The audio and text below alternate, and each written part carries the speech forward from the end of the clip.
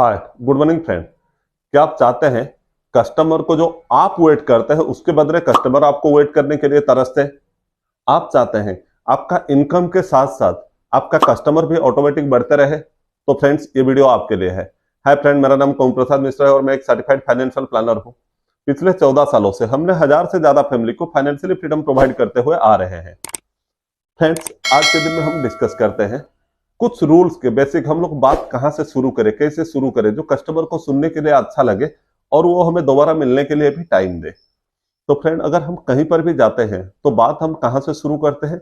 अपना प्रोडक्ट से शुरू करते हैं। नहीं, हमारा ये प्लान अच्छा है, आप इसको ले लीजिए, हमारा ये प्लान अच्छा है, इसमें से उसको सॉल्यूशन बता रहे। फ्रेंड्स, ये गलती ना करें। ये करने का तरीका पुराना हो चुका है। अभी इस तरीका में उस लेवल का रिजल्ट नहीं आएगा। पहला एक चीज होता है, कस्टमर का नीड है, जो नीड है उनको नीड क्रिएट कराना। बहुत अच्छा सा कोटेशन है, if you have a need so a seed.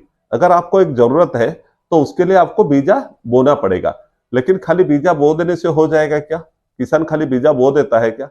बीजा बोने के बाद वो क्या करता है, उसमें पानी की सिंचाई करता है। फिर जहां प्रॉपर सन आता है वही जगह में वो बीजा को बोता है। फिर वहीं पर देखते हैं जब वो बड़ा होने लगता है उसको सारे जानवर से वो बचा के रखता है।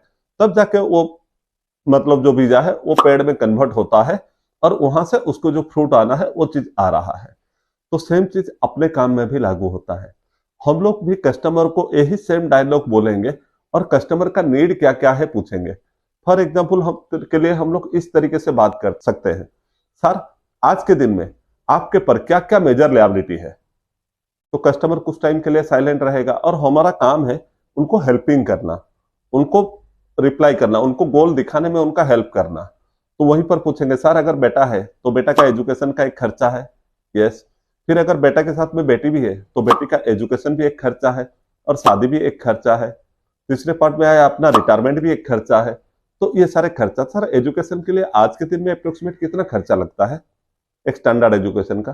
तो वो जो भी बोलेगा 15 लाख 20 लाख जो भी बोलेंगे हम उनके बात में ये होंगे। तो ठीक है सर, आज के दिन के लिए ये 20 लाख का है। अगर बेटी का है तो बेटी का एजुकेशन का प्रोविजन क्या है, कितने में अमाउंट लगेगा? फिर बेटी का शादी है तो आज के दिन में एक शादी होता है तो कितना पैसा लग रहा है, वो भी पूछेंगे। तो फिर ये लिखेंगे। फिर हम लोग बोलेंगे, सर आपके पास अभी ये 60-70 लाख का बोझ लेके आप घूम रहे हैं, क्या मैं सही बोल रहा हूं? तो ऑब्वियसली रिप्लाई आएगा यस। तो फिर उसके बाद हमें उन्हें बोलना है, सर अगर खुदा ना खास्ता कल कुछ हो जाए तो ये जो 60-70 लाख का बोझ है ये किसके पर गिरेगा? जो हमारे पर है।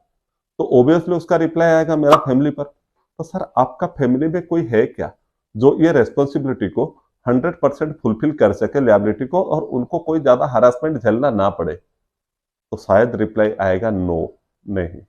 तो सर अगर ये बोझ जो है, ये जो लायबिलिटी है, ये अगर गवर्नमेंट ऑफ इंडिया अपने नाम में ट्रांसफर करा लेना चाहेगा तो हमें कर लेना चाहिए कि नहीं?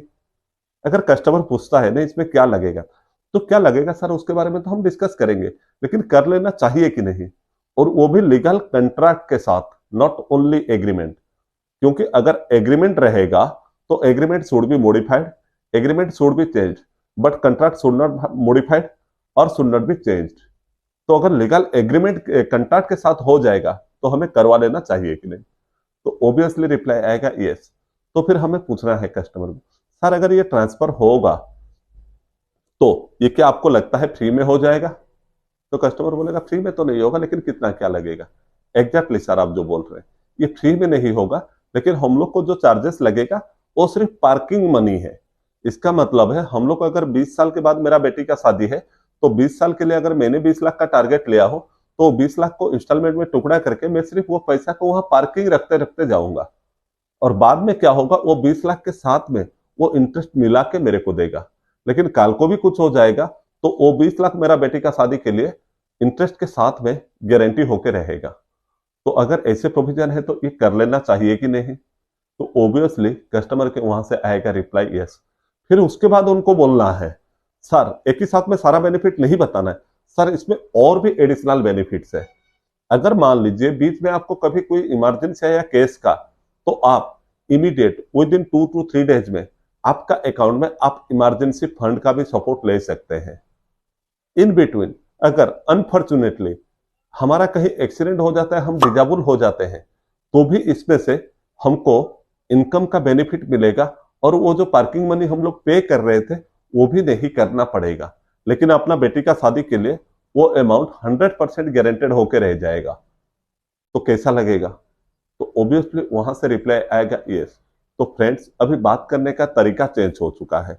हम लोग जैसे पुराने तरीका में बोल रहे थे ये पॉलिसी बंद हो जाएगा, ये एक अच्छा नया प्लान आया है, ले लीजिए, तो इसको छोड़ के अगर हम लोग ये नीड के बेस में बात करेंगे ना, तो नो डाउट अपना जो स्ट्राइक रेट है, अपना जो क्लोजिंग रेशियो है, वो बहुत अच्छा बढ़ेगा और कस्टमर भी हमें मिलने के लिए रेडी होगा। इसमें फ्रेंड्स अभी तक कोई पॉलिसी का नाम आया है क्या, LIC का नाम आया है क्या? तो इसमें हम आराम से कस्टमर को अट्रैक्ट कर सकते हैं अपने तरफ और उसको पॉलिसी लेने में हम लोग सपोर्ट करेंगे। फ्रेंड्स, अभी रिपब्लिक डे आ रहा है। रिपब्लिक डे में क्या गवर्नमेंट ने क्या रूल बनाए थे? कुछ ऐसे रूल बनाए थे कि गवर्नमेंट को नागरिक के लिए क्या क्या करना है और एक नागरिक को भी अपना देश के लिए क्या क्या फर्ज होना चाहिए। ये दोनों तरफ का जब रूल बना तब जाके आज के दिन में देश जितना भी बैलेंस में चल रहा है वो चल रहा है।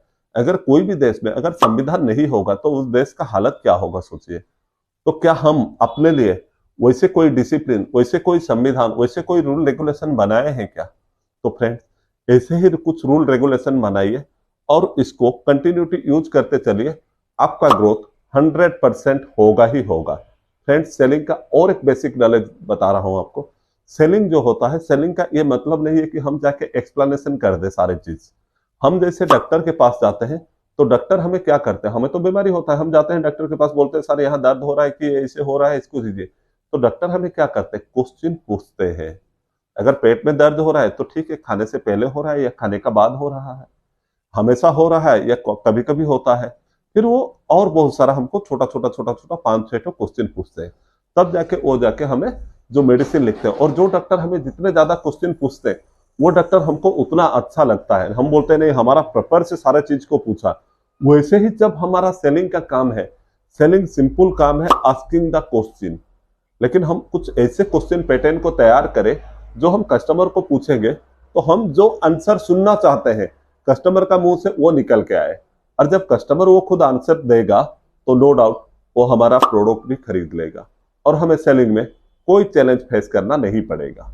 फ्रेंड्स, अगर आपको ये वीडियो अच्छा लगा तो इसे लाइक कीजिए, अपना फ्रेंड सर्कल में शेयर करना ना भूलें और सब्सक्राइब करते रहे, क्योंकि हम ऐसे ही छोटे छोटे कंटेंट लाते रहेंगे जिसमें आपका बिजनेस ऑटोमेटिक ग्रो होते रहे। Thank you.